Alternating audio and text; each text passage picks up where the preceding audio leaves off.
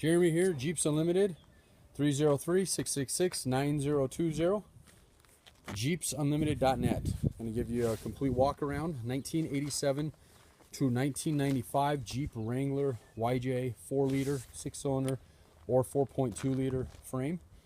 Yes, you can put it on either 4-liter or the 4.2 liter. They're the same on the motor mounts.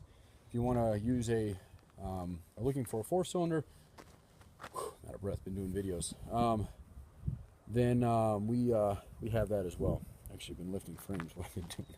Anyway, this is a nice solid straight non-accident. We buy all of our Jeeps, our Wranglers, running and driving. We do not buy wrecks. We spend a lot more on them.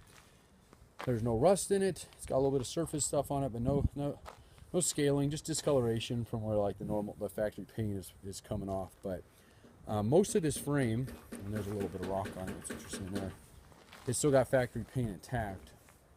Okay, it's all factory. It had a set of side steps on it. That's what you're seeing down there. But we can finish grinding those off. We just cut them off.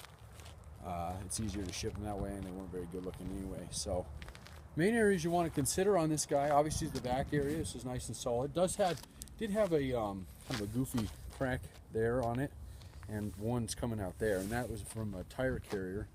So that back support can be replaced. We sell those if you're interested, or you can use it as is, depending on what you're planning on doing with it. That's the only area on it. Otherwise, this is like an A+ YJ frame. Very, very good shape. This is your gas tank skid mount. These love to rot out if you're on the east or Midwest, East Coast or in the Midwest. Shock towers, they trap. There's no escaping in those, so they love to eat out too. These are actually in good shape as well. There's a little bit of dirt buildup in there. You probably want to get cleaned out. These areas here is another really good way to see if your frame is rusty or if you're looking at a rusty one. Those normally will be rotten because it's two rubber isolators that pinch to hold the frame to the body. So they love to rot out there. These are all perfectly circular, so that's how you can tell a nice frame. Those 3 holes there and those on the other side are crumple zones. Those are actually factory. That's another way you can spot if you have a bent frame. Those are the areas that are going to kink in. So obviously those are still circular and they're on both sides. So therefore, this frame, from that standpoint, is straight.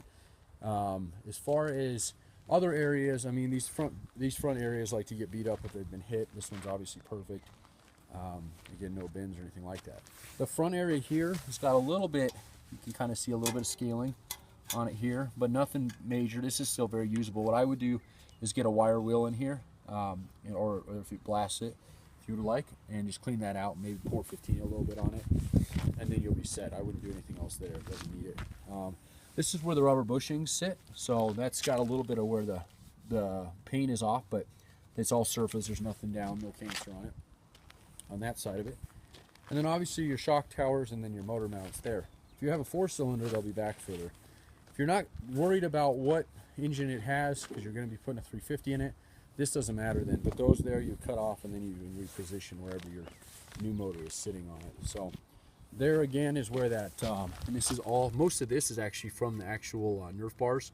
They kind of eat away. So these here, I mean, you can see it flakes right off. So this is all surface, and then that back there as well. And you can kind of see where we grinded those off.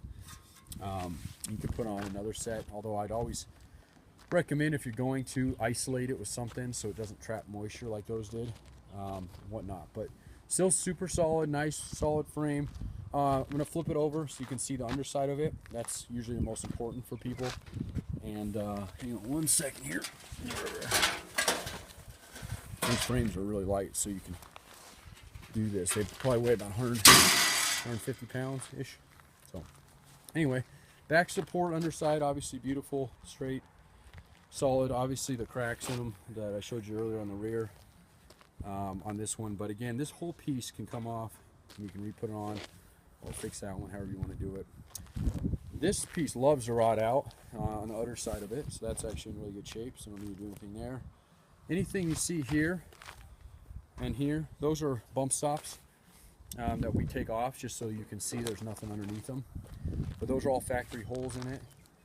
And then you got your skid plate and skid plate. Now, you got 1, 2 on this side and 1, 2 on this side.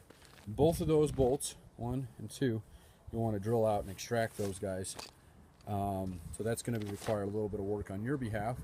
But because of that, we've discounted this frame down a little bit, not a lot, but a little bit.